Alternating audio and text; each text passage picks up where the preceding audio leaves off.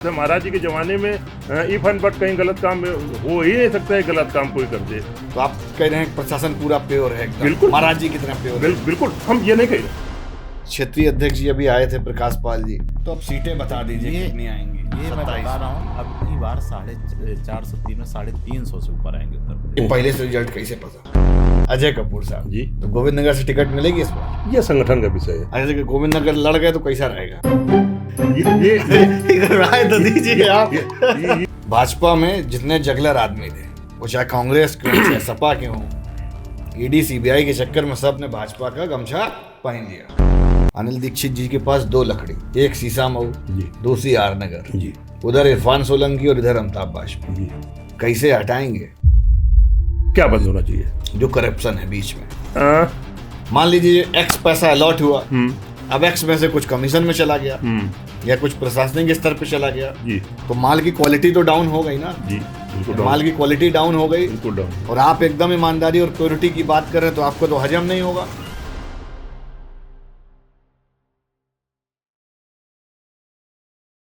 Hello दोस्तों, मैं आप सभी का बहुत स्वागत करता हूं अपने चैनल स्पॉटलाइट विद निखिल में। आज के जो हमारे गेस्ट हैं, मेहमान हैं, अनिल दीक्षित जी हैं, कानपुर उत्तर से जिला अध्यक्ष है भारतीय जनता पार्टी से। और आज का जो मुद्दा है भाई कि कानपुर में बड़ा तापमान गर्म चल रहा है राजनीति का, तो पूरी चर्चा होगी कानपुर की राजनीति पे। साथ ही साथ भाई प्रदेश में पंकज चौधरी जी अभी प्रदेश अध्यक्ष बनाए गए हैं, तो उन पे भी एक कमेंट लेंगे कि अच्छे वाले अध्यक्ष हैं, अब तो मिल भी चुके हैं, कैसे हैं। तो चलिए शुरू करते हैं। सबसे पहला प्रश्न ये कि इतनी ठंडी में कानपुर शहर में इतनी गर्मी कैसे आ रही है? राजनीतिक तापमान सामान्य रहता है हमेशा। पिछले कभी आप किताबें उठा लीजिए, राजनीति में थोड़ी बहुत सरगर्मी नहीं होगी तो काम करने में मजा नहीं आती है।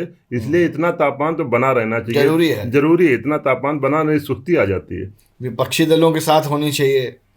आप ऐसे में जब इंजन टकरा जाएगा तो सब पिस्टन टूट जाएगा। इसको टकराना नहीं कहते। हाँ। इसको क्योंकि जिस तरफ आप इंगित कर रहे हैं वो पार्षद भी जनता से चुन करके आए हैं, हमारी मेयर भी जनता से चुन करके आई है। उन सबको लगता है कि हम अपने अपने क्षेत्रों में विकास कार्य ज़्यादा से ज़्यादा करवाएं, जिससे संगठन को जवाब दे सके। आने वाले 27 में विधानसभा का चुनाव है, तो जवाबदेह पार्षद भी होता है, वो भी लोकल जनप्रतिनिधि है। उसको चिंता होती है कि हम भी अपने अपने क्षेत्र में विकास कार्य करवाएं। उसी में थोड़ा सा मनमुटाव हो जाता है। उसको वैमनस्यता नहीं कहा जा सकता। अपने अपने अधिकारियों को लड़ाई लड़ रहे हैं। आपकी टेरिटरी में है, डांट फटकार नहीं लगाई बुला के? नहीं लगाई। भारतीय जनता पार्टी अनुशासन के इतर तो कोई जा ही नहीं सकता है। और कभी कभी कुछ हो जाता है तो हम लोग बैठाल के सब कुछ ठीक कर लेते हैं। आज भी जो कुछ जिधर आप बोल रहे हैं वो सब हम सेटल कर बातचीत करके, बिल्कुल सेटल करके। महीना भर हो गया, धीरे धीरे संज्ञान में हमने 10 दिन पहले लिया है। इसके पहले कुछ चलता रहा होगा आपस में, शायद तो सोचे 2025 में खत्म हो जाएगा। शुरुआती दमदार हुई है, शुरुआत अच्छी होगी, 26 में ही खत्म हो जाएगा। हाँ, इसी महीने सब कुछ खत्म हो जाएगा, अच्छे से चलेगा। मतलब एक पार्षद भी इतना कुछ कमाल कर सकता है, ये हमने देखा। नहीं, सामाजिक जीवन में तो एक पार्षद तो बड़ी चीज है। सामान्य कार्यकर्ता भी कमाल कर सकता है। भारतीय जनता पार्टी में दायित्वधारी कार्यकर्ता होने का मतलब ये नहीं है कि उसके अलावा और कोई बुद्धिमान कार्यकर्ता नहीं है। हमारे यहाँ अध्यक्ष बनने लायक, पार्षद बनने लायक 500 कार्यकर्ता हैं। दायित्व जिसको मिल गया उसने अपना आगे बढ़ के काम किया। बाकी और लोग भी उसी लेवल के हजारों कार्यकर्ता कानपुर महानगर उत्तर में तैयार हैं। इस नाते ये बिल्कुल नहीं है कि ये विधायक हो गए, ये सांसद हो गए और ये पार्षद हो गए तो यही सबसे अच्छे कार्यकर्ता हैं। यहाँ श्रृंखला है कार्यकर्ताओं की। एक रचे बसे कार्यकर्ताओं को कार्य पद्धति सिखाई जाती है। भारतीय जनता पार्टी में कार्यशालाएं होती हैं, तब कार्यकर्ता निखर के आता है। तो कार्यकर्ताओं की श्रृंखला है इसमें। ठीक बात। सांसद देहात क्यों हो चाहे नगर क्यों हो, जी, यहाँ मेयर साहिबा से टकराव हो गया। जो नया वाला गेस्ट हाउस बना एकदम 3 स्टार 5 स्टार टाइप जी। और देहात में उधर भोले जी प्रतिभा शुक्ला के साथ 36 का आंकड़ा है, तो उधर सुलझ गया कि नहीं सुलझा अभी? अब देहात की तो मेरे ऊपर जिम्मेदारी है नहीं, तो मैं उसके बारे में कमेंट करना अतिशयोक्ति होगी जी। शहर की बात आप कर रहे हैं। यहाँ कभी कभी व्यवस्था की लड़ाई हो जाती है, व्यक्ति की लड़ाई नहीं होती है। व्यवस्था में लगता है कि ये अगर इससे और अच्छा हो जाता तो और अच्छा था। इसका थोड़ी सी मनमुटाव था, वो भी आपस में बैठ के लोगों ने दूर कर लिया। कोई मनमुटाव ऐसा रहा नहीं। कहीं विकास कार्य आप करें हम करें, वो जनता के लिए हो रहा है, लेकिन उसकी वैधानिक प्रक्रिया क्या होनी चाहिए, कभी कभी इसमें प्रश्न लगता रहता है। उस नाते वो अपनी बात करते हैं, इसको ऐसे से ऐसे कर लीजिए, ऐसे से ऐसे कर लीजिए, और जब आपस में सहमति बन जाती है तो सब कुछ अच्छा होने लगता है। ठीक बात। अब थोड़ा सा हम आपके जो है जीवन में पीछे जाएंगे, ये तो थोड़ा सा हम लोग आगे क्योंकि माहौल गर्म है, तो हमने कहा सबसे पहले यही समझ लेते हैं। अगर अनिल दीक्षित जी से 25-30 साल का आपका पूरा राजनीतिक रहा, आपने एक कार्यकर्ता के तौर पे बहुत त्याग दिए, तो उस त्याग देने के दौरान कभी उम्मीद नहीं आई, एक्सपेक्टेशन नहीं रही कि यार 30 साल हो गए, अब तो कोई पद मिल जाए, विधायक का टिकट मिल जाए? आम तौर पे ऐसे ही रहता है। हम बहुत सामान्य घर के पैदा हुए थे जी। और स्कूलिंग हमारी देहात में हुई। हाई स्कूल के बाद कानपुर आए। तब हम लोगों ने कल्पना भी नहीं की थी कि जो आज जहाँ बैठे हैं यहाँ तक भी हम आ सकते हैं, इसकी दूर दूर तक कल्पना नहीं थी। हमारे जीवन में आमूल चूल परिवर्तन कहीं अगर आया है तो जब संघ का स्वयंसेवक बना मैं। संघ के स्वयंसेवक के नाते कभी कभी संघ में बहुत अच्छे पढ़े लिखे लोग रहते थे और वो शाखा लगाते थे, तो ईमानदारी की बात यह है कि मुझको उनके साथ बैठने में कहीं ना कहीं इन्फियरिटी महसूस होती थी। लेकिन उस इन्फियरिटी को हमने, वो घर नहीं बैठा मैंने कहा मैं भी इनके बराबर आना चाहूँगा, आऊँगा, मेहनत करूँगा।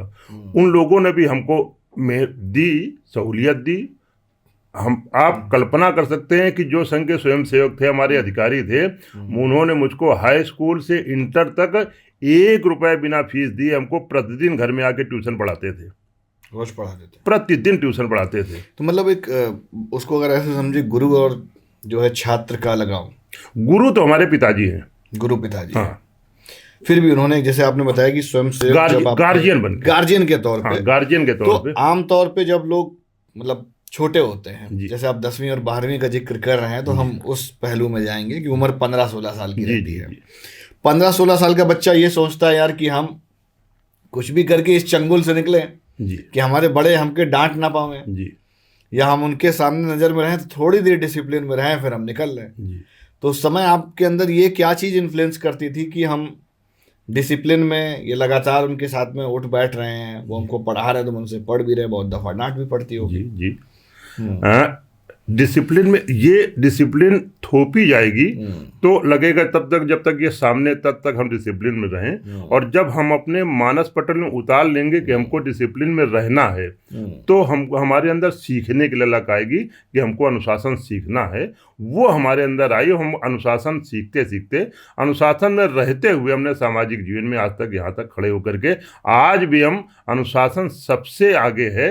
हमारा अपना भी होगा, बिल्कुल प्रिय होगा, वो अनुशासन के खिलाफ अगर जाएगा तो हम उससे रोक देंगे कि नहीं, ये हम फाउल किसी भी सूरत में सामाजिक जीवन में अपने लोगों को नहीं करने देते हैं। क्योंकि ये शॉर्ट टर्म से आपको थोड़ा बहुत तो कुछ मिल सकता है, आपको लगेगा हाँ ये मिल गया, लेकिन थोड़ा बहुत लेने आप नहीं आए हैं, आपके जीवन में बदलाव करने के लिए। क्योंकि सामाजिक जीवन जब जिया जाता है, हम किसी राजनीतिक दल की बात करते हैं, जब आदमी राजनीतिक जीवन जीता है, वो बहुत चीज़ों का त्याग करता है। अगर राजनीतिक व्यक्ति है, हम अन्य उनकी बात नहीं कह रहे हैं, जो राजनीतिक व्यक्ति राजनीति करने आया है, अपने परिवार के प्रति त्याग करता है, अपने समाज के प्रति त्याग करता है, चौराहे में अपनी आवश्यकताओं को ख़त्म करता है, अपनी स्वतंत्रता को ख़त्म करता है कि हम राजनीतिक आदमी हैं, हमारी 2 आंखें हैं, 2000 आंखें सड़क में हमको देख रही हैं। वो अपने को स्वतंत्रता ख़त्म करके तब शुचिता के पूर्ण रूप से आपको अगर काम करना है, आपके पास 100 लोग आ रहे हैं, उन 100 लोगों को चाय भी पिलाना है, सबसे बात करना है। तरह तरह के लोग आ रहे हैं जिनसे आपकी नहीं पड़ती, लेकिन वो दोनों मेरे पास आ रहे हैं, हमको दोनों को संतुष्ट करना है, कैसे करना है, ये सब चीज़ें राजनीतिक जीवन में। और अपना कुछ नहीं, जो कुछ है सब दल का है, सब समाज का है। ये जब कुछ लोग करते हैं ना मित्र, तो निश्चित तौर पे उनको आगे चल करके समाज सम्मान देता है। हम आपसे कहेंगे कि आप मेरा सम्मान करिए, वो गलत बात होगी। जब लोग कहेंगे कि व्यक्ति अच्छा है, तब हमको लगे, सम्मान अंदर से आता है। हाँ, तब हमको लगे कि हमने कुछ पाया है। अर्थ अर्थ तो आता जाता रहता है। अर्थ का आज तक हमें लगा ही, आज भी मैं अपने बड़े वाले भैया से खर्चे के लिए 500 रुपया लेता हूँ। भाभी देख लेंगी, गड़बड़ा जाएगा, 500 बंद ना हो जाए। नहीं बंधु, भाभी भी उसी उसमें आज तक मैं अपनी रुमाल भाभी से नहीं आ रहा है। नहीं, भाभी को तो मैं देता हूँ। अच्छा, आप उनको और देते हैं। अब तो हाँ। इसका जो फल आप बता रहे ना कि ईमानदारी से जीवन जीने में कैसे नहीं मिलता है। आज मेरे सारे बेटे अच्छी जगह जॉब कर रहे हैं। हम सैलरी तो हमने पूछा नहीं, आज तक हमको नहीं मालूम है। एक दिन धोखे से हमको पत्रिका मिल गई थी, उसमें हमने देखा कि 17 लाख रुपया इनकम टैक्स दे रहा है। तो अब उसकी सैलरी कितनी होगी हमसे? आज तक मैंने अपने किसी बेटे से सैलरी नहीं पूछी, क्या कर रहे हो क्या नहीं कर रहे हो, वो आप जानो, आपका काम जाने। हाँ, अब ये सामाजिक जीवन जब मैं जिया, पहले छोटी गाड़ी से चलता था, भाइयों ने दे ली थी, आज उसने बड़ी गाड़ी दिलवा दी है। तो ये हमको पलट के मिला कि नहीं मिला? हमने ईमानदारी के जीवन व्यर्थ कभी नहीं जाता है, संघर्ष होता है निश्चित तौर पे। लेकिन अगर आप उस यात्रा में आगे बढ़ेंगे तो आपको विधाता पलट के प्रत्यक्ष नहीं परोक्ष रूप से 100 गुना ज़्यादा देता है। हम उस मान्यता के लोग हैं, हम वैसा जीवन जीते हैं। ठीक बात। दो चीज़ें बड़ी महत्वपूर्ण हैं। अभी आपने एक तो अर्थ का जिक्र किया जी, और दूसरा डिसिप्लिन का। जी। तो दोनों चीज़ों के बारे में बताइए कि क्या है अर्थ, क्या है, और डिसिप्लिन क्या है। अर्थ आपकी सामाजिक और दिनचर्या के लिए अर्थ जरूरी है, आवश्यकताओं की पूर्ति के लिए, मिनिमम आवश्यकताओं की। बाकी अगर तृष्णा आपकी जगती रही तो तृष्णा भैरव घाट तक वो बुझती नहीं है, वो तृष्णा पनपती रहती है। आपको कहीं ना कहीं संतोष करना पड़ेगा और आपको ये देखना पड़ेगा कि करोड़ों लोगों से अगर हम खराब हैं तो लाखों लोगों से अच्छा जीवन जी रहे हैं। जब आप ये सोच लेंगे तो आपके मन में संतोष का भाव तब आएगा कि विधाता ने हमको बहुत दे दिया यार, हमसे नीचे कितने लोग जी रहे हैं, आज तो हम उनसे अच्छे जीवन जी रहे हैं। ये भाव जब तक नहीं पैदा होगा तब तक आप भागते रहिए, भागम भाग भागम। ठीक बात। अभी तक जो मिल गया है पहले वो तो महसूस करो। हमारे पास महसूस यही नहीं, करते। हम इसी हाँ। कल्पना नहीं कर रहे थे। हमको ये मिल ये गया। भी जो मिला है वो कम नहीं है, बहुत कम नहीं, है। बहुत है भाई जीवन में, आमतौर पे लोग नहीं करते। बहुत है ये। बस वहीं आज जो 40 साल में बच्चे ब्लड प्रेशर और इसका हो रहा है, उसके अंदर इस संतोष का भाव नहीं जगाया गया, उसके अंदर जगाया गया किसी सूरत में आपाधापी में पैसा लाओ पैसा कमाओ, क्योंकि उसने अपनी आवश्यकताएं बढ़ा दी। हमारे बाप दादों ने कभी नहीं सिखाया था कि आपको इन के इन प्रकारों में पैसा लाना है। आपको भगवान की याद करते हुए आप उस लाइन में चलते रहिए, वो उसका काम है। आपने उसने जीवन आपको भेजा है, जीवन चलाना विधाता काम है। आप कर्म में ईमानदारी से कर्म करते रहिए और संस्कार के साथ जीवन जिएगा तो वो व्यक्ति होता है, संस्कार विहीन जो व्यक्ति होता है वो जानवर के समान हो जाता है, वो समाज में जीने लायक नहीं रहता है। ठीक बात। भारतीय जनता पार्टी के जो कार्यकर्ता हैं उनके लिए डिसिप्लिन कितना मैटर करता है? केवल भारतीय जनता पार्टी में नहीं मित्र, किसी भी सामाजिक जीवन हो, कोई संस्था हो, कोई सामाजिक जीवन हो, आपका ये स्ट्रक्चर है, यहाँ पे अगर अनुशासन नहीं होगा तो ये स्ट्रक्चर तार तार हो जाएगा कुछ दिन में। किसी भी जीवन को जीने के लिए अनुशासन प्रथम होता है वो। और हमारी भारतीय जनता पार्टी में तो अनुशासन ही प्रिय है। अनुशासन से जरा सा इधर उधर डिगा तो भारतीय जनता पार्टी में बहुत दूर तक राजनीति संभव नहीं हो कर लेगा। ठीक बात। अब थोड़ा सा पार्टी की तरफ चलते हैं। पार्टी कब ज्वाइन करी? 85 में। 85 में ज्वाइन करी। तो किसने इंस्पायर करा कि भाई भारतीय जनता पार्टी ज्वाइन करो? और भी पार्टी थी उस समय? संघ स्वयंसेवक जब बन गया, असम संघ के स्वयंसेवक बनने के बाद एक राष्ट्रवादी जो विचारधारा अंदर पनप रही थी, उसमें लगा कि सैन्य दलों से ये केवल भारतीय जनता पार्टी ऐसी जिसमें राष्ट्रवादी विचारधारा को सजोते हुए आप सामाजिक जीवन में आगे बढ़ सकते हैं। इस नाते भारतीय जनता पार्टी को ज्वाइन किया। पार्टी में शामिल हुए, फिर विद्यार्थी परिषद का चुनाव लड़े। जी। तो विद्यार्थी परिषद में कब जो है शामिल हुए? विद्यार्थी परिषद में शामिल हुए थे 80 में। 80 में काम करते रहे। कॉलेज में थे? SD कॉलेज में थे। SD कॉलेज जी। तो वहाँ चुनाव लड़े? वहाँ से चुनाव लड़े, विद्यार्थी परिषद में चुनाव लड़ाए। उनके हारे? नहीं जीते, जीत गए। और यही सब होता है कि जो हमारे साथ लड़ रहे थे वो रजवाड़े खानदान के जमींदार थे और उनके पास पैसा को कोई, हमारे पास साइकिल भी नहीं थी, मोटरसाइकिल तो छोड़ दीजिए। जब हम छात्र संघ का चुनाव जीते हैं तो हमारे पास साइकिल तक नहीं थी। वही प्रेम है जो कार्यकर्ताओं को, जो अपने स्टूडेंट के प्रति। मेरा बगल में घर था कॉलेज से और मैं 3 साल केवल छात्रावास में इसलिए रहा हूँ कि छात्रों के साथ जो रह रहे, एक अपना अंतरंग मित्रता जब हो जाती है तो मित्र बहुत बड़ा होता है, पैसा वहाँ पे छोटा हो जाता है। और वो 3 साल की सेवा जो मैं छात्र संघ अध्यक्ष के रूप में छात्रावास में मैंने बिताया, उसके बाद लगातार 7 अध्यक्ष हमने जिताए थे अनवरत रूप बाद जिताने लगे। उसके बाद एसटी कॉलेज में 7 अध्यक्ष हमने जिताए थे लगातार। तो इसका जैसे आमतौर पे लोगों पे जिम्मेदारी आती है, वो आते ही विश्वास से, तो ये विश्वास जीतते कैसे हैं? आप कुछ करके तो देखिए, आप किसी के लिए कुछ करिए और करने के बाद भूल जाइए। करने के बाद अगर आप याद रखेंगे कि हमने कल आपको 10 रुपए दिए थे, आज मुझको जरूरत है 15 रुपए दो, हो सकता है वो न दे। करने के बाद जब भूल आपका टूट जाएगा। हाँ, करने जिसके साथ आप करेंगे वो जीवन भर नहीं भूलता है। भले आपके सामने न कहे, लेकिन रात में दिल में उसको लगेगा ये आड़ा वक्त आया था जब आप उसके साथ खड़े हुए थे। आप भूल जाओगे तब वो ज़्यादा याद रखेगा। आप अगर वो 2 जगह बोल दोगे कि मैंने इसके साथ मदद की है, तो उसको लगेगा यार ये मेरी शर्मिंदगी है। जब स्वयंसेवक थे तब ज़्यादा बढ़िया जीवन था सामाजिक, या जब भारतीय जनता पार्टी के कार्यकर्ता बन गए तब हुआ? स्वयंसेवक थे तब दूसरा काम था। जब विद्यार्थी प्रदर्शन चल रहे थे तो दूसरी कार्य पद्धति थी। अब भारतीय जनता पार्टी में आए तो शुद्ध रूप से राजनीतिक जीवन है, तो उसमें कार्य पद्धति में अंतर ही है, और सबकी कार्य पद्धति हमने सीखी है बड़े लोगों से, उसी के अनुसार काम कर रहे हैं। आज भारतीय जनता पार्टी की राजनीति की जो कार्य पद्धति है उसे काम कर रहे हैं। राजनीति बिना पैसे के हो सकती है? निश्चित तौर पर हो सकती है। वो कैसे? जुनून से, खुददारी से, ईमानदारी से। भारतीय जनता पार्टी में तो हो सकती है। दोनों मतलब बड़ी अलग अलग दूर का विषय है। राजनीति, ईमानदारी, खुददारी, ये बड़ा मतलब डिफिकल्ट है। एक आदमी पे आमतौर पे होना प्रैक्टिकली इम्पॉसिबल। आज के झंझावात में जो अर्थ युग आया, इसमें कोई दो राय नहीं है। उससे कहीं ना कहीं कोई दल छूता नहीं है, ये भी हम कह सकते हैं। बहुत साफ साफ कह रहे हैं। लेकिन अभी केवल धन सब कुछ है, ऐसा कम से कम भारतीय जनता पार्टी में तो नहीं है। अगर आप ईमानदारी से काम करेंगे, देर लग सकती है। मैं 30 साल बाद अध्यक्ष बना हूँ। मैं मुझसे बहुत जूनियर लोग कहा जाए तो अध्यक्ष बने हैं, लेकिन मैं उससे उकताया नहीं, ना मुझको उससे निराशा हुई। ये तब सर लगता था कि इसको विधाता ने पहले दे दिया, काम करते रहे ना कुछ इससे अच्छा होगा, इससे अच्छा होगा। आज बड़ा इंतजार, हाँ कुछ बड़ा इंतजार तो करना पड़ेगा आपको। अगर आप सामाजिक जीवन में कहीं भी आए, आप व्यापार कर रहे हैं तो भी इंतजार करना पड़ेगा कि आज नहीं यार कल मिलेगा, परसों मिलेगा। नहीं इंतजार करेंगे तो तनाव होगा तो आप डिप्रेशन में आएंगे।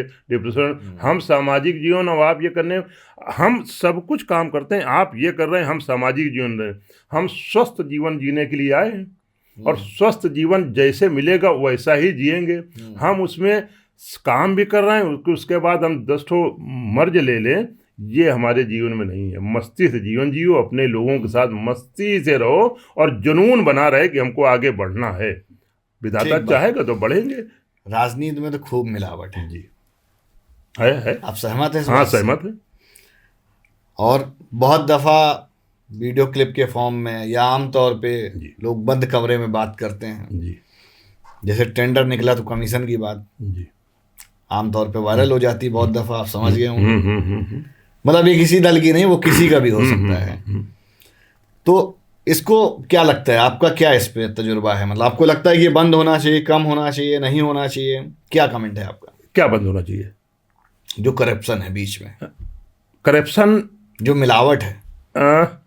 मान लीजिए एक्स पैसा अलॉट हुआ, अब एक्स में से कुछ कमीशन में चला गया या कुछ प्रशासनिक स्तर पे चला गया जी, तो माल की क्वालिटी तो डाउन हो गई ना। जी बिल्कुल, माल की क्वालिटी डाउन हो गई, बिल्कुल डाउन। और आप एकदम ईमानदारी और प्योरिटी की बात कर रहे हैं तो आपको तो हजम नहीं होगा जी।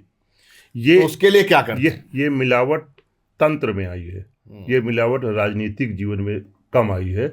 जो हमारा आई है, लेकिन निश्चित तौर पे आई है। हम इंसान हैं, हम कभी भी भटक सकते हैं, हम भगवान नहीं हैं। जब हमको बहुत कुछ ऐसा लगेगा कि राजनीति में नेता अपने सुचारू रूप से निश्चित तौर पे आगे बढ़ता है, लेकिन जो तंत्र है ना, इस तंत्र ने कुछ नेताओं को खराब करने का काम किया है। सामाजिक जीवन, नेता डरता है अपनी इज्जत को, लेकिन उसको लगता है कि जो तथाकथित अफसरशाही है, मैं साफ उधर इंगित कर रहा हूँ। अफसरशाही अगर ईमानदार होगी अपने में, किसी नेता की हैसियत नहीं है कि वो ईमानदारी के अलावा भी कुछ सोच सके। हमको अगर कोई खराब करेगा तो ये तंत्र खराब करेगा। इस तंत्र के बारे में पूरी तरीके से सजग रह करके उनके ऊपर डंडा चलाने का काम होना चाहिए। तब शुचिता, समरसता, ईमानदारी निश्चित तौर पे समाज पे आएगी, क्योंकि किसी नेता के सिग्नेचर में हैसियत नहीं है कि वो चेक काट के दे दे। तंत्र थोड़ी कह रहा है कि भैया 10% हमको दे दो। कहाँ ले रहा वो? तंत्र देने जाता है, उसने कभी मांगा नहीं। बता तो वही रहे हैं। नहीं, वो नहीं बता रहे। तंत्र को लगता है कि वो बोलता है काम कराने की, हमको 10%। किसने देखा 10% देने जा रहे हैं? वो एक बहाना बनाता है कि हमको तंत्र को भी देना है। वो तंत्र अपने जेब में रखने का काम करता है। राजनीति में लोग पैसा नहीं कमा रहे, हम ये इसके मना नहीं कर सकते हैं। कमा रहे हैं। पैसा कमाना अलग बात है। पैसा तो हमारी भी ललक है पैसा कमाने की, निश्चित तौर पे ललक है, सबकी होती है। लेकिन वो पैसा कैसे कमाया जाएगा, इस पर निर्भर करता है कि वो पैसा ईमानदारी से भी पैसा कमाया जा सकता है। कोई दाल में नमक डाल रहा है, कोई नमक में दाल डाल दे रहा है। वो अंतर है। हमको दाल में नमक, हम कुछ व्यापार कर रहे हैं, आप कर रहे हैं, तो 2 रुपए बचाने के लिए व्यापार कर रहे हैं, वो चोरी नहीं है। व्यापार में हम थोड़ा बहुत झूठ भी बोल रहे हैं, वो चोरी नहीं है। ठीक बात। पहले की राजनीति में और अब की राजनीति में फर्क क्या है? एक तो ये प्रश्न, एक प्रश्न और लेंगे साथ में कि जब आप 1980 के आसपास में आपने चुनाव लड़ा छात्र संघ का, थोड़ा सा और जैसे आगे आएंगे तो बहुत मतलब मोटा मोटी कुछ 98-99 में भाजपा पहली दफ़ा आई। फिर अगर राज्य में देखें तो 2000 के आसपास में राजनाथ साहब मुख्यमंत्री बने। तो राजनीति का मतलब जब सत्ता में रहे नहीं तो इतना लंबा संघर्ष तो बीच में लगा नहीं कि भाई पार्टी को छोड़ दें। समाजवादी पार्टी रही, बीच में बसपा रही, ब्राह्मण आदमी, आप दिमाग नहीं लगाया आपने। हम सत्ता के लिए राजनीति में कभी आए नहीं थे। जब हम विद्यार्थी परिषद में ज्वाइन ऑफर मिला नहीं, ऑफर तमाम मिले, बहुत मिले, लेकिन हमको सत्ता की राजनीति के लिए हम पैदा नहीं हुए थे।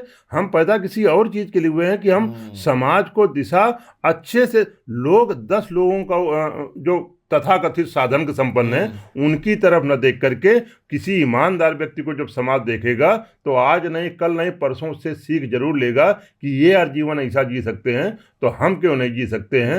हम वो उदाहरण पेश करने के लिए सामाजिक जीवन में आए हैं। सत्ता मिल गई, आज सत्ता आ गई निश्चित तौर पे, क्योंकि सत्ता आना भी जरूरी था। सत्ता अगर नहीं आएगी तो हम व्यवस्था परिवर्तन की जब बात करते हैं तो सड़क में व्यवस्था परिवर्तन नहीं होती, व्यवस्था परिवर्तन सदन में होता है। और सदन में जब हमारी ताकत नहीं होगी तो हम व्यवस्था परिवर्तन नहीं कर सकते हैं। इसलिए आज की तारीख में सत्ता भी आवश्यक है व्यवस्था परिवर्तन के लिए, इसलिए सत्ता भी हम लोगों के लिए अब अनिवार्य हो गई है। ठीक बात। जैसे आपने बताया कि सदन से चीज़ें जो है चलती हैं। अगर कानपुर शहर को देखें, आपको फतेहपुर के आप रहने वाले थे, मतलब पैतृक निवास रहा, मोटा मोटी 30 साल जो है आपने यहाँ पे राजनीति में बिता दिए। तो कानपुर के लोगों की प्रति क्या लगाव है, कैसा है कानपुर? विश्व तो नहीं घूमे हैं लेकिन देश घूमे हैं। कानपुर से अच्छा कोई शहर ही नहीं है। सबसे बढ़िया क्या लगता है? यहाँ सबसे बढ़िया अल्हड़वादी आदमी है, मस्त आदमी है। बड़े बड़े शहरों में चले जाइए, उससे अगर मकान का पता पूछ लिए तो उसके पास फुर्सत नहीं पता बताने की। यहाँ 4 मस्त लड़के पान खा के चौराहे में खड़े हैं, कोई मदद करने के लिए एक नहीं, कहीं आपका स्कूटर अगर लड़ जाए तो एक नहीं 10 लोग मदद करने के लिए आप आ जाएंगे। अन्य शहरों में जाइए, लड़ जाओ मर जाओ, क्या लेना देना, ये झंझावात मशीन जिंदगी बना ली है बड़े शहरों में। कानपुर में आज भी जिंदा इंसानियत, एक दूसरे को मदद करने वाली पंचायत आज भी जिंदा है। वही हमारी संस्कृति है। वो संस्कृति अगर हट जाएगी तो हम आपसे बात करने में सकुचाएंगे। तय है कहीं ना कहीं मनमुटाव सब कुछ होता रहता है। आ रहे हैं, उसी में आ रहे हैं हम। आपकी टेरिटरी में 4 विधानसभाएं हैं जी, 2 भाजपा के पास हैं जी, 2 सपा के पास हैं। तो कभी हुआ कैंपेनिंग करते हुए अमिताभ वाजपेयी जी मिल गए हों, अनिल दीक्षित भी साथ में मोहब्बत में चले गए हो गए? यहाँ संस्कृत फेल हो गई? नहीं फेल, आपको आश्चर्य होगा। कभी के लोगों से पूछ लीजिएगा, जब मैं छात्र संघ का चुनाव लड़ रहा था तो मेरे खिलाफ जो रणविजय सिंह गौतम चुनाव लड़ रहे थे, हम और वो रूम पार्टनर थे। दिन भर अलग अलग कैंपेनिंग करते थे, शाम को आके एक ही कमरे में सोते थे, अलग अलग करते थे। वो अलग लड़ा, वो भी कैंडिडेट था, मैं भी कैंडिडेट था, दोनों अध्यक्ष के कैंडिडेट फर्स्ट सेकंड थे, चाहे वो जीतेगा चाहे हम जीतेगा, तय यही हुआ था। अंदर तय कर लेते थे, इसका मतलब दोनों लोग नहीं, मिलकर, यही राजनीति ना ना, ईमानदारी, असली राजनीति है। ईमानदारी से हम अपने पाले में खड़े होते थे, ईमानदारी से वो अपने पाले में खड़े होता था। और जब सड़क उस समय, आज की राजनीति तो छोड़िए, भाजपा सत्ता में नहीं थी, उस भाजपा समय सत्ता में है, 85 की तो अब जो है नकेल टाइट कर देती 85 है। की छात्र संघ की राजनीति में हाँ। एक अमला हुआ करता, उस समय लगता था कि आज मैं बोल रहा हूँ कि हमको विधायक छोटा लगता था। जिस समय छात्र संघ का अध्यक्ष हुआ था, तो उस समय डीएम और एसएसपी पूछ करके कोई काम होता था तो एक बार छात्र संघ के अध्यक्षों की मीटिंग बुलाते थे कि यार कोई खोखट न करना, ये कोई क्रिकेट मैच हो रहा है या कोई ऐसा काम हो रहा है। वो छात्र संघ का चुनाव था। उस तो हमारे अंदर एक भाव आ गया कि राजनीतिक जीवन में कभी किसी से इस चीज दुश्मनी नहीं करनी चाहिए कि जब कभी हाथ आगे बढ़ाने के नंबर आवे तो हाथ संकोच करे कि यार इतनी ऐसी राजनीतिक जीवन, हम गैंग बनाने नहीं आए, हम सामाजिक जीवन जीने आए हैं। सामाजिक जीवन में हमारी आपकी मन भिन्नता तो हो सकती है, लेकिन दुश्मनी का भाव सामाजिक जीवन में ये चले गए। जब गैंग, आज गैंग खत्म है। आज बाबा के जमाने में, महाराज जी के जमाने में गैंग छोड़िए, अगर कोई छात्र संघ भी आपका खत्म कर दिया गया। छात्र संघ में कुछ उस समय गलत प्रवृत्ति के लोग आ गए थे, शुरू करा दो। प्रयास चल रहा है, मन है आपका? हाँ, बिल्कुल बिल्कुल मन है, क्योंकि छात्र संघ, नए तो लीडर आएंगे नहीं, छात्र संघ अब नए अनिल दीक्षित जी नहीं बन पाएंगे। आगे राजनीतिक जीवन में जो ये है, छात्र संघ से होकर के जो आता है वो निश्चित तौर पे तपा तपाया लड़का आता है। लीडरशिप क्वालिटी होती है, लीडरशिप क्वालिटी होती है। उसको उसके बड़े नेता उसको सिखाते हैं, सिखा करके तब छात्र संघ का अध्यक्ष चुनाव लड़वाते हैं। तो राजनीतिक गुण उसके अंदर कहीं ना कहीं आ जाते हैं, तब वो जाकर के सामाजिक जीवन राजनीतिक दलों जीता है। तो उसके अंदर वो विधा रहती है, इसलिए काम करता है। डायरेक्ट आपको कोई काम दे दिया जाए तो आपको वो काम करने में हिचकिचाहट होगी। जब एक वो नीचे से भून के आता है, नीचे से भून, हाँ, एक तैयार करके पका पकाया, तब सामाजिक विद्यार्थी परिषद, युवा मोर्चा, तब मैं भारतीय जनता पार्टी में काम करने आया हूँ। तो शुचिता समरसता हम सब लोगों को अंदर पढ़ा दी गई है कि इसी के सहारे आपको आगे राजनीति करनी है। अनिल दीक्षित जी के पास 2 लकड़ी जी, एक सीसामऊ जी, दूसरी आर नगर जी, उधर इरफान सोलंकी और इधर अमिताभ बाजपेयी जी। कैसे हटाएंगे? इसको लकड़ी नहीं कहेंगे, इसको अपॉर्चुनिटी कहेंगे। चैलेंज है आपके लिए, बड़ा चैलेंज। हाँ, ये चैलेंज है, क्योंकि आपके रहते हुए ही 2027 चैलेंज को हमारे मोदी कहते हैं ना कि जब आपदा कोई होती है तो वहाँ अवसर तलाशा जाता है। ये मेरा अवसर है कि मुझको ये दोनों विधानसभा संगठन को जीत करके देनी है। उसके लिए अपने कार्यकर्ताओं के बीच में रच बस के, क्योंकि हमारी ये पद्धति नहीं है कि हम कमरे में एसी में बैठ करके काम करें। हम जिस दिन से बने हैं, दुर्भाग्य से मेरा फ्रैक्चर हो गया, लेकिन 15 दिन में मैंने वाकर ले लिया था। और वाकर लेकर के सड़कों पे आ गया था। तब से अनवरत रूप से सड़क में रह करके सामान्य कार्यकर्ता के यहाँ हमने कहा है अपने बैठकों में कि जो हमारा बूथ अध्यक्ष है उसके घर में हम लोग चलेंगे और चाय समोसा हम उसके से करवाएंगे, उसका 1 रुपया नहीं खर्चा होगा। हम उसको ताकत देंगे, बूथ अध्यक्ष को जा करके अपना लेके जाएंगे, चाय अपने पैसे से मंगाएंगे, उसको पिलाएंगे जहाँ जिस मोहल्ले में जाएंगे। बूथ अध्यक्ष को ताकत देने का ऐसे ताकत काम किया जाता है, तब उसको लगता है कि नहीं हमारा नेतृत्व हमको जानता भी है। नाम लेके हम बूथ अध्यक्ष बुला लेते हैं तो उसको गर्व महसूस होता है कि मेरा जिला अध्यक्ष मुझको नाम से जानता है। तब जब उसको आगे चुनाव में काम दे, क्वालिटी है, यही सीखा है भैया, ये आपकी क्वालिटी। हाँ, लोग इसी के लिए आपको जानते हैं। हाँ, यही सीखा है हमने। हम बाकी तो विधा दूसरे लोगों के पास है, हमारी विधा। और जब तक राजनीति में मध्यम श्रेणी को लोग खड़े होकर के किसी दल के साथ नहीं खड़े होंगे, तब तक वो कोई सत्ता बदल नहीं हो सकती है। बड़े लोगों का अलग चीज होती है, वोट करने का काम मध्यम श्रेणी के लोग अभी तक जब यहाँ एकजुट होते हैं वही दल सत्ता में आने का काम करता है। और मध्यम श्रेणी के चाहता है सम्मान, क्योंकि उसके पास अपार संपत्ति तो होती नहीं जिससे उसको सम्मान मिले। उसको भाषा से सम्मान दिया जाता है। जब भाषा से, स्किल से मिलेगी, क्वालिटी से मिलेगी, मेहनत से मिलेगी, पैसे से तो नहीं ले, उसके पास पैसा है नहीं तो कहाँ मिलेगा। ठीक बात। तो दोनों में से सबसे जटिल कौन? जितना अभी तक हमने काम किया है, मुश्किल कहाँ पर है ज्यादा, डिफिकल्टी कहाँ है? आर नगर तो बहुत आराम से जीती जा सकती है। सीसामऊ मैंने काम शुरू किया है। और भाजपा में कभी कभी हो जाता है कि अगर भाजपा को ही हम एकजुट कर ले गए। एकजुट का आशय हमारा वैमनस्यता से नहीं है, कार्यकर्ताओं के अंदर ऊर्जा भर दी और हर कार्यकर्ता को सड़क में केवल खड़ा कर दिया चुनाव टाइम। हमको हमारी कहीं सिस्टमैटिक कहीं विधा में कमी हो जाती है, वो अपनी कमी हम महसूस करते हैं कि कार्यकर्ता में कहीं कोई कमी नहीं। कार्यकर्ता को हम केवल एकजुट करके उसके अंदर ऊर्जा तब भरेंगे जब उसके घर में बैठ करके उसको बकअप करेंगे कि नहीं हम तुम्हारे साथ हैं, चलो काम करो चल के। इन विधानसभाओं में इस ऊर्जा की जरूरत है जिसमें हम सब लोग मिल करके, हमारे कार्यकर्ता भी इतने देवतुल्य कार्यकर्ता हैं, उनसे आप कुछ न दिए, केवल प्यार से बोल दीजिए, आपके लिए पता नहीं क्या क्या करने को उतारू हो जाएंगे संगठन के लिए। और आज कहीं कोई अगर संगठन के कैडर वोट कार्यकर्ता है, वो भारतीय जनता पार्टी में पन्ना प्रमुख से लगा करके और जिला अध्यक्ष और कैडर के लोग हैं, वहाँ जातिवाद, इसका पैसे का रुपया का कहीं कोई मतलब नहीं होता है। तब भारतीय जनता पार्टी आज आप देख रहे हैं कि वर्चस्व स्थापित करते करते हमारा नेतृत्व, आज महाराज जी को देख लीजिए, वर्चस्व सब डगमगा रहा है। निश्चित उन्होंने शुचिता ईमानदारी से काम नहीं किया, उनको सत्ता इन किन प्रकार हासिल करनी थी। हमको सत्ता जब अन्य दलों से, अन्य दल कौन, चाहे सपा हो, कांग्रेस हो, बसपा हो, हमको सत्ता हासिल करने के लिए जब व्यवस्था परिवर्तन करना जरूरी हो गया। 14 में आप को भी याद होगा जब 14 में मोदी जी पहला चुनाव लड़ रहे थे, तो 14 के पहले 2000 से और 2014 तक कभी कभी हमारे बुजुर्ग कहने लगते थे कि इससे अच्छा तो अंग्रेजों का शासन था।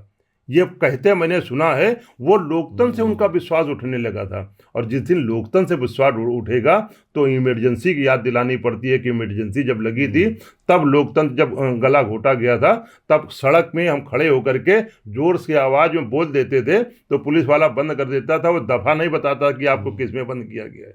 वो लोकतंत्र बचाने के लिए जब सब एकजुट होते हैं, लोकतंत्र के बिना कुछ नहीं है। हम खुली हवा में सांस नहीं ले सकते हैं। अन्य दलों में तो अन्य देशों में चले जाइए जहाँ राजशाही है, वहाँ हमारे आपका मतलब का कुछ है नहीं। आज हम यहाँ पे बैठ करके अपना प्रोटेस्ट बहुत अच्छे तरीके से सड़क में जिंदाबाद कर सकते। हाँ, आप क्यों अभी भाजपा की सरकार नहीं कर सकते, हम नहीं कर सकते, हम दूसरे दलों की बात, हमारे दल ही नहीं कर सकते। वो उनकी कमी है। हम जब विपक्ष में थे, हम प्रतिदिन एक कार्यक्रम विरोध में करते थे, आपको करने दिया जाता था, करने नहीं दिया जाता। पुलिस उठा लेती है। नहीं, अच्छा आप बस फूकेंगे तो पुलिस नहीं उठाएगी। आप उधर की तरफ मत ले जाइए, गलत ले जा रहे हैं। गलत नहीं ले। आप सरकारी संपत्ति का नुकसान करेंगे, वो अलग विषय, वो भरपाई आपसे नहीं होगी। शांति से भी नहीं करने देते। कोई ऐसा बताइए शांति से ना की, बहुत सारे हैं। एक कोई बताइए जहां पर आप भद्रता न की, आप पुलिस का कॉलर पकड़ेंगे, आपको पुलिस छोड़ देगी। अच्छा, तो पुलिस दलाली करेगी? ये कहाँ लिखा है? कहाँ पुलिस पैसा लेगी? कोई स्थापित करे कहने के लिए? कैसी बात कर रहे हैं आप? एक FIR नहीं लिख पाएगी बिना पैसे की, बताइए आप। कोई FIR बताइए अगर 5 मिनट लिख जाए। आप अभी लिख जाए 5 मिनट लगे, छठवां विधायक इतना पावर नहीं रखते। मैं रखता हूँ, लिखवा दे। आप 5 मिनट से छठवां मिनट पैसा ये लोग मांगते हैं, उसका क्या? गलत बात।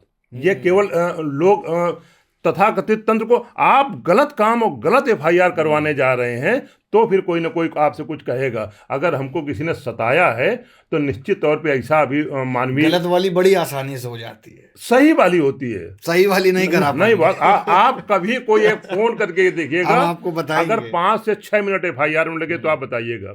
तंत्र इतना मजबूत है। महाराज जी के जमाने में इफ एंड बट कहीं गलत काम हो ही नहीं सकता है, गलत काम कोई कर दे।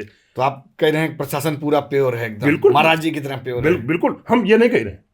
हम ये नहीं कह रहे महाराज जी वाली प्योरिटी है उनमें, हम बिल्कुल ये नहीं कह रहे। लेकिन धीरे धीरे समाज को और तंत्र को ठीक करने में 50 साल का जो गंदगी है वो महाराज जी अब धीरे धीरे छांट करके, अब वो लाइन पे अगर कम 10 साल महाराज जी अभी और रहेंगे, तब समाज में देखिए कुछ अलग समाज आपको दिखने वाला है। तंत्र भी, सामाजिक, राजनीतिक व्यवस्था, अफसरशाही सब कुछ ठीक करने में लगे, लेकिन अभी कुछ दिन लगेंगे। ठीक बात। महाराज जी ज्यादा पसंद है अखिलेश जी? निश्चित तौर में महाराज जी। अखिलेश जी का है नहीं? हाँ, अखिलेश जी केवल आप इस इतने बड़े ओहदे में चले जाएंगे तो आप सर्व समाज की जब बात करेंगे तब आप नेता कहे जाएंगे। आप EMY का फार्मूला लेकर के चलेंगे, आपको समाज एक्सेप्ट नहीं करेगा। महाराज जी हैं, उनको भी राजनीतिक लालसा, उनके अंदर भी बहुत कोई ऐसी लालसा नहीं थी, वो तो अपने मठ में पूजा कर ही रहे थे, लेकिन सामाजिक जीवन में उनके गुरु महंत अवैधनाथ जी ने मंदिर प्रकरण में अगुवाई की थी, उसी से संस्कारित होते हुए उनको भी समाज में लाने का काम किया गया। और जब वो समाज में आए हैं तो वहाँ वो भी लाग लपेट नहीं, अगर हमने गलत किया है सजा हमको भी मिलेगी, और सजा अगर दूसरे ने किया है तो सजा उसको भी मिलेगी। मतलब आपके हिसाब से भाजपा एकदम क्लीन काम करती है। बंगाल में EDI का छापामारी शुरू हो गया है। गलत अगर गलत है तो कोर्ट जाइए। और अभी यूपी में कब से शुरू हो रहा है बता दीजिए। नहीं, यूपी ताकि बाकी सतर्क हो जाए। वो ED का काम है, वो संस्थाएं सरकार के यहाँ भी सुनने में आया सूची तैयार हो गई है, वो ED कर रही होगी, उनका काम होगा। अगर हम गलत, आपके यहाँ छापा नहीं पड़ेगा, हम तो चाहते हैं हमारे छापा पड़े, हमारा इसी में नाम हो। आपका बैंक अकाउंट नहीं कैसे खोले, तो कैसे फिर पड़ेगा? तो फिर कैसे पड़ेगा? जब हमको पैसे की चाहत ही नहीं है, ऐसा जीवन आपके यहाँ नहीं पड़ेगा। आप मेहनत कर रहे हैं, मेहनत करके आप काम कर रहे हैं, आपके यहाँ नहीं पड़ेगा। लेकिन आप फाइलों में ही सब कुछ काम कर रहे हैं तो छापा तो पड़ेगा ही पड़ेगा। कोई ना कोई बाबू कोई गलती से भाजपा वाले के यहाँ कभी कभी पड़ जाता है, वो भी भुगतेगा। हाँ, वो भी भुगतेगा निश्चित। और बाबा के आप भुगते हैं, लोगों ने अपनी सरकार में लोगों ने भुगताया और बता दिया गया कि सारे काम आप अगर जो चुनाव आ गया, इसका मतलब माहौल बन गया क्या? हमारी ED वाली जो है टीम तैयार है। भाजपा कार्यकर्ता चुनाव पूरे 5 साल लड़ता है। हमारे यहाँ अभियान प्रतिदिन आते हैं और वो अभियान हम अनवरत रूप से चलते रहते हैं, इसलिए हमारे यहाँ चुनाव आएगा तब हम काम करेंगे, ऐसा कुछ नहीं है। 24 घंटे 365 दिन हमारे आपके जैसे दायित्वधारी जो कार्यकर्ता हैं उनके पास काम है। बिहार वाला रिजल्ट कहीं उत्तर प्रदेश में ना आ जाए। जनता चाहेगी तो आएगा। 95% पासिंग मार्क एकदम टॉप कर। हाँ, तो यहाँ तो आना भी चाहिए। ऐसी सेटिंग एकदम। जब महाराज जी के बिहार जाने से वहां पे ये हालत, महाराज जी तो स्वयं उत्तर प्रदेश में है, निश्चित तौर पे कहीं ना कहीं इतिहास रचा जाएगा 27 के आने वाले चुनाव। जो अंदर खटपट चल रही है बाबा और अमित शाह जी के बीच में, खटपट इसको नहीं कहेंगे, नहीं बिल्कुल खटपट। उसका परिणाम दिखा लोकसभा में। लोकसभा परिणाम जो PDA काम कर गया। हम नैरेटिव को हमने बहुत गंभीरता से नहीं लिया। जो नैरेटिव PDA काम कर गया। हाँ, जो नैरेटिव PDA काम नहीं किया, जो नैरेटिव उन्होंने फैलाया। PDA कह देंगे तो PDA में दम आ जाएगा। नहीं, PDA काम नहीं कर गया।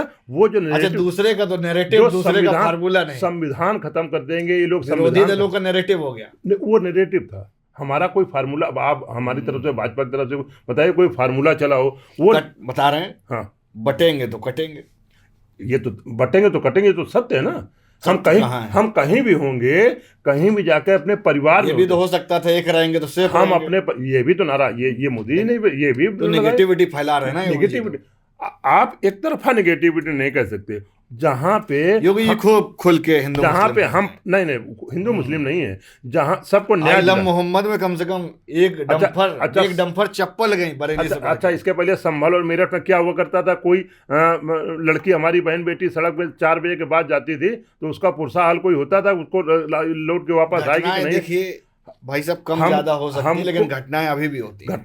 कम ज्यादा हमको जो भी दरिंदे हैं, जो भी आतताई हैं, वो हमारे यहाँ हो या उनके यहाँ हो, उनको खत्म करके समाज में ये भय खत्म करना था कि अब हमारी बेटी बहन कभी भी रात में 12 बजे अपने आराम से सुकून से घर आएगी।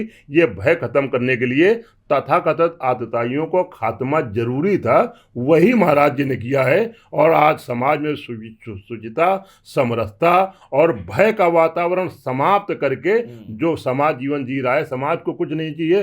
कोई सरकार किसी को रोटी नहीं देती है, सरकार सुरक्षा की गारंटी देती है। वो सुरक्षा की गारंटी आदरणीय महाराज जी ने दी है, इसलिए समाज उनके साथ खड़ा है। ठीक बात। भाजपा में जितने जगलर आदमी थे, वो चाहे कांग्रेस के हों चाहे सपा के हों, ED CBI के चक्कर में सब ने भाजपा का गमछा पहन लिया। जगलर कहना उचित नहीं होगा।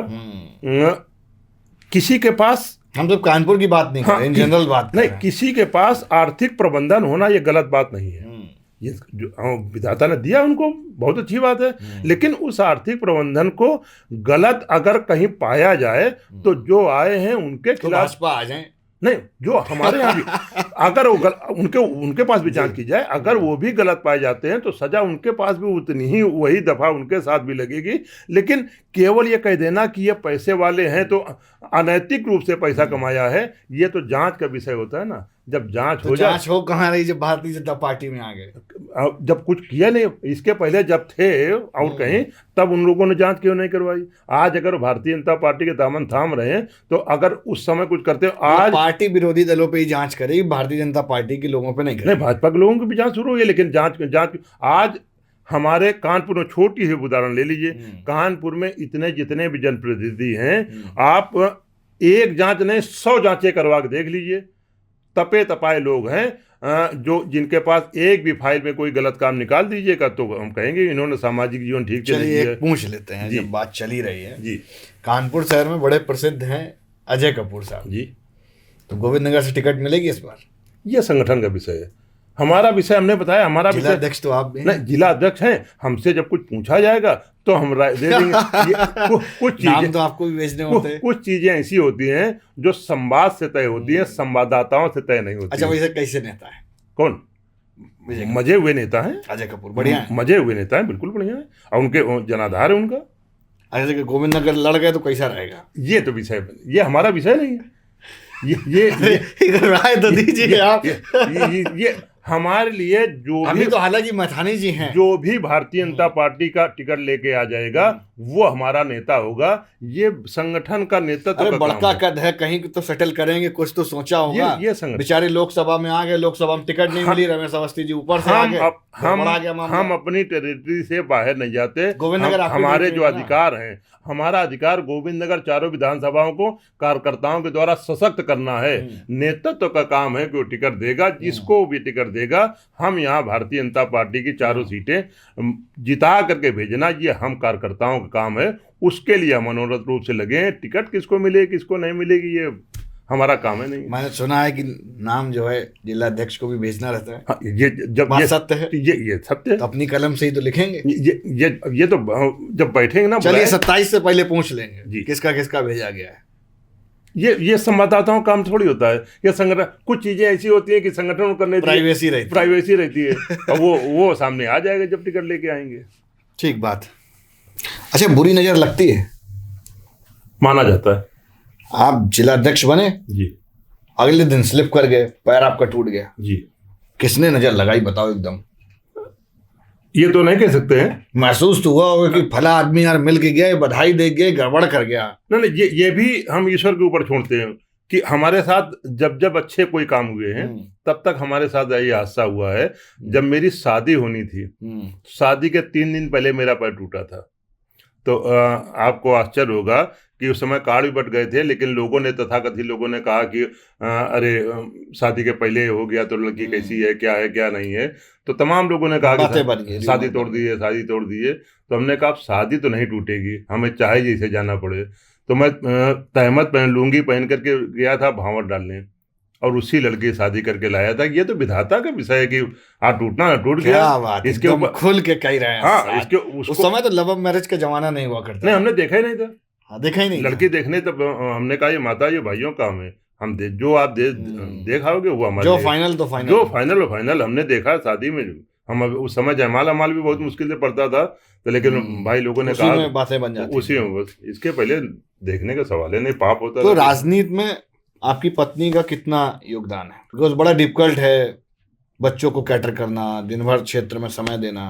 कहा जाए तो अगर हमारा घर परिवार ना होता तो हम चाहे इतने बड़े सामाजिक जीवन के आदमी होते, चाहे इतना जो कुछ कहते, हम राजनीति में आ ही नहीं सकते थे। बिना घर के नहीं समझ आ ही नहीं सकते थे। घर, पत्नी, भाई, भगवान करे ऐसे सबको दे। हम 5 भाई हैं। 5 भाई में हमारे बच्चे स्कूल में किस क्लास में पढ़ रहे हैं ये हमको नहीं मालूम रहता था। ये भाइयों का काम था, रोज लाना, रोज छोड़ना, उनकी फीस, यहाँ तक कि उनका एक जो लाजपत भवन में कार्यक्रम होता है बच्चों का, उसमें दुर्भाग्य से हम एक दिन चले गए लेने, तो उन्होंने कहा इनके पापा को भेजिए, आपको हम नहीं देंगे, मेरे ही बच्चे। और उनके टीचर ने तो कहा बच्चों था से कभी खटपट नहीं हुई कि अरे जाते नहीं है ये घर में कभी पत्नी से हुई हो? उनको इतना प्यार मिल जाता था चाचाओं से ताऊ से कि उसको हमारी जरूरत नहीं पड़ती थी। और ऐसा भी नहीं कि और हम अपने भतीजों को उनसे ज्यादा प्यार देते थे। भतीजे को क्या जरूरत है ये चाची से कहते थे, और हमारे बच्चों को क्या जरूरत है ये ताई से कहते थे। तब घर परिवार ऐसे ऐसे परिवार अब बहुत मुश्किल है, अब नहीं होता। ये हमारा सौभाग्य है, ईश्वर ने हमको आज की तारीख तक भी आज तक हमने एक रुमाल नहीं खरीदी है। ये जो कपड़े जो भी लाते, अब तो बेटा बहू सूरत से भेज देते हैं ना, इसके पहले भैया लाते थे। जो कुछ लाए हैं वो हमें पहनना है, इसके अलावा कोई फनबट नहीं, कैसा लिया है कैसा नहीं। ठीक बात। एक और जो है प्रश्न पूछ ही लेते हैं, जो बात इतनी हो ही रही है। अकाउंट था नहीं आपके पास जी, तो पत्नी को खर्चा कैसे देते थे? बड़े भैया आपसे कभी मांगा नहीं उन्होंने? हमारे पिताजी जो थे, आपको आश्चर्य होगा कि हमारे एक बेटा पहले था, 3 बेटे हमारे एक साथ हुए थे, 2 बेटा 1 बेटी। उस समय 3 बच्चे जब होते हैं तो उनके लिए इलाज स्वाभाविक है कि नर्सरी में जाना। 1.5 साल तक वो नर्सरी में रहे तीनों बच्चे। उस समय व्यापार भी, जो हम व्यापार कर रहे थे, लेकिन वो भाइयों के नाम कर रहे थे, हमने आज तक। तो उस समय का जो दिनचर्या थी, वो जो काल बीता है, उस काल को हमने बहुत नज़दीक से देखा। उस समय पिताजी भी हमारे थे। तो पिताजी इतनी चिंता उनकी करते थे कि उनको लगता था कि आज ये लड़का तो राजनीति में जा रहा है, 3 बच्चे इसके हुए हैं, कैसे इनका पालन पोषण होगा, और वो कैसे बड़े हो गए मित्र, हमको मालूम नहीं चला कैसे वो अपने आप चलने लगे। चलते चलते आज तो 30 साल के, यहाँ तो सब कुछ रन कर रहे हैं। उस समय जो परिवार की ताकत मिली ना, वो लगता है कि ये जीवन है, ये हमने कमाया है, और वही जीवन अगर बनी रहे।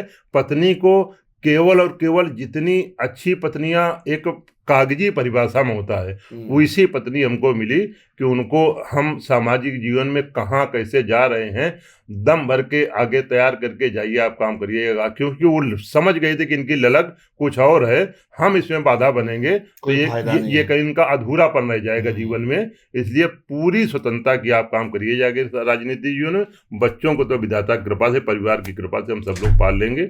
और आज पत्नी भी मैनेज हो जा रही थी, सब मामला सब सेटल हो गया। कोई ऐसी कहानी याद आ रही है आपको जो पिताजी ने आपको बड़ा गुरु मंत्र के तौर में समझाई हो?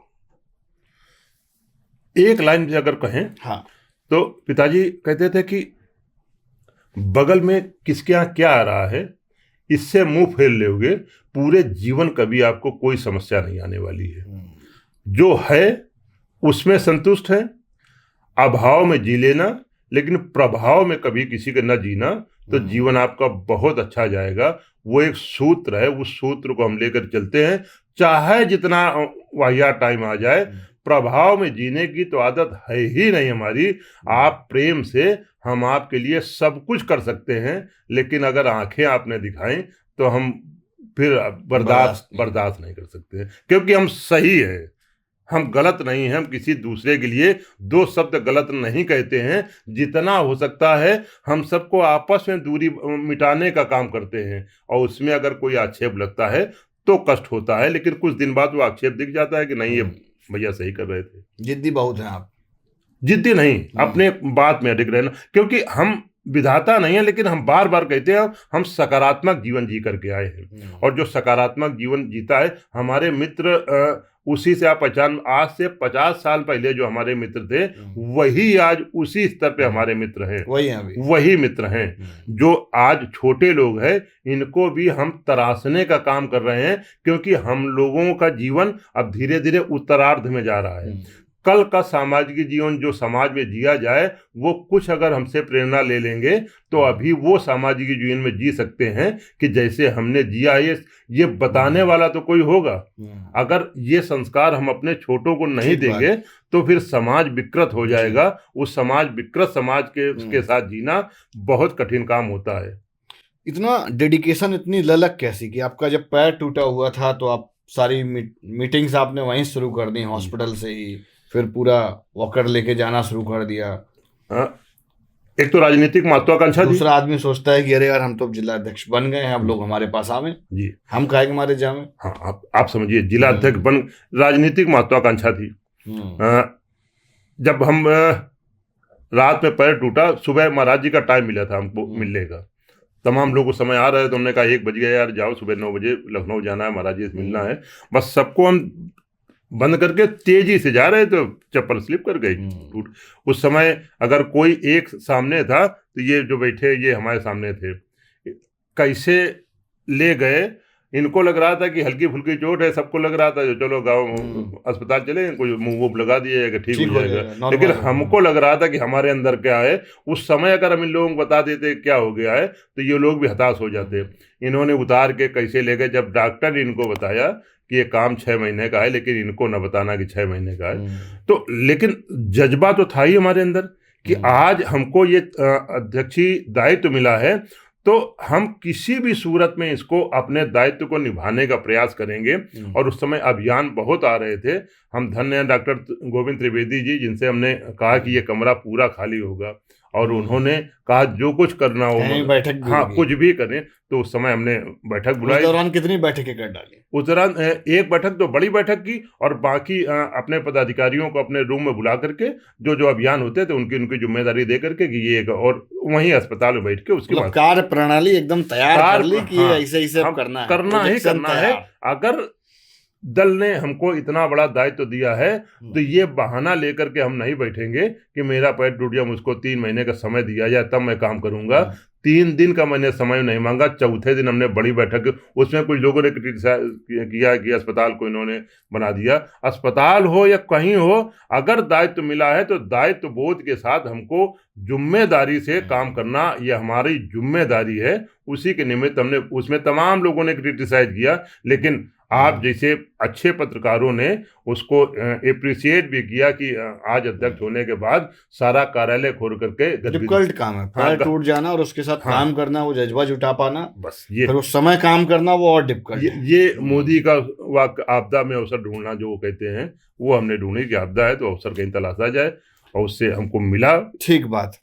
क्षेत्रीय अध्यक्ष जी अभी आए थे, प्रकाश पाल जी 2027 का प्रश्न पूछा हमने, साहब कितनी जीतेंगे सीट भाजपा? जी बोला 350 तो जीते जाएंगे कम से कम, बाकी में जो है जो बचेंगी 50-53 जो है उसमें, बाकी सब हम, ये पहले से रिजल्ट कैसे पता? काम करते हैं वो। क्षेत्रीय अध्यक्ष है तो उनके पास 52 विधानसभा तो उनके अंडर में है, और इसके बाद वो रचे बसे नेता रहे। वो लगभग हर क्षेत्र में क्षेत्रीय संगठन मंत्री रहे। पहले कानपुर बुंदेलखंड में रहे, फिर पश्चिम में रहे, तो लगभग पूरे उत्तर प्रदेश का दौरा उन्होंने एज ए संगठन मंत्री करके बिताया है।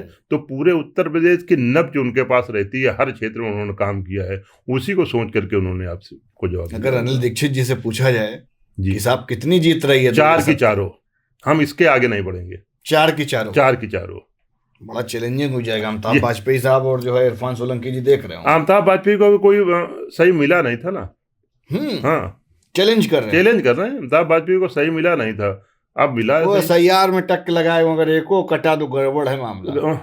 गलत, एक नाम गलत नहीं, कागज इकट्ठा कर रहे हैं, एक नाम गलत नहीं जुड़ेगा, ईमानदारी से जीत जाएंगे। कोई भी रोहिंग्या उस वोटर लिस्ट में नहीं आएगा। हम कसम खाए हैं, पवित्र वोटर लिस्ट बनेगी, और एक भी अगर कोई विदेशी आ गया तो वोटर लिस्ट हमारे लिए अपवित्र होगी।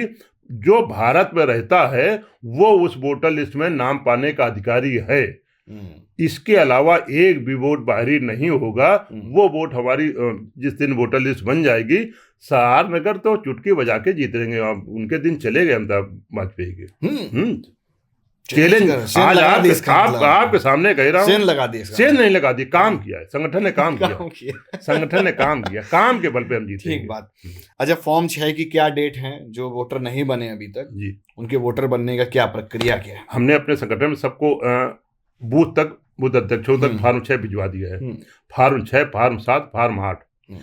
अभी भी जिन जगहों में, आप कल्पना करिए कि आज से 10 साल पहले एक मकान में 5 वोट हुआ करते थे, इसके बाद उसी मकान में 150 वोट है। मकान उतना ही है, 60 गज के मकान में 150 वोट कैसे हो गए, जांच का विषय नहीं है।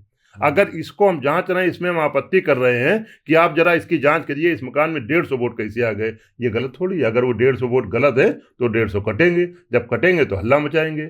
इसके पहले उन्हीं 150 वोटों से जीते थे ये, जो फर्जी एक कब्रिस्तान मान लो आप वाले में किसी में 150 निकला, आप जांच कर लीजिए, हम 150 कटेंगे ना, बिल्कुल कटेंगे। तो आप तो हारे हुए। हाँ बिल्कुल, लेकिन कब्रिस्तान में 1200 वोट होंगे, वहां क्या मुर्दे वोट तो करते नहीं है। कब्रिस्तान में ज्यादा से ज्यादा एक आध आदमी को चौकीदारी के लिए रखा जाता है। पूरा कब्रिस्तान है जहाँ हजारों कब्रें हैं, और वहां पे 1000 वोट, 1200 वोट, 1500 वोट अनवरत रूप से चला आ रहा है। फाइनल लिस्ट बनेगी तब फिर जो आपके साथ बैठेंगे, हम फिर बैठेंगे बस, देखेंगे कितनी प्योर वाली बनवाई। आप देखिएगा, प्रयास हमारा बिल्कुल पूरी तरीके से है, एक भी गलत वोट न पड़े और गलत वोट नहीं होगा।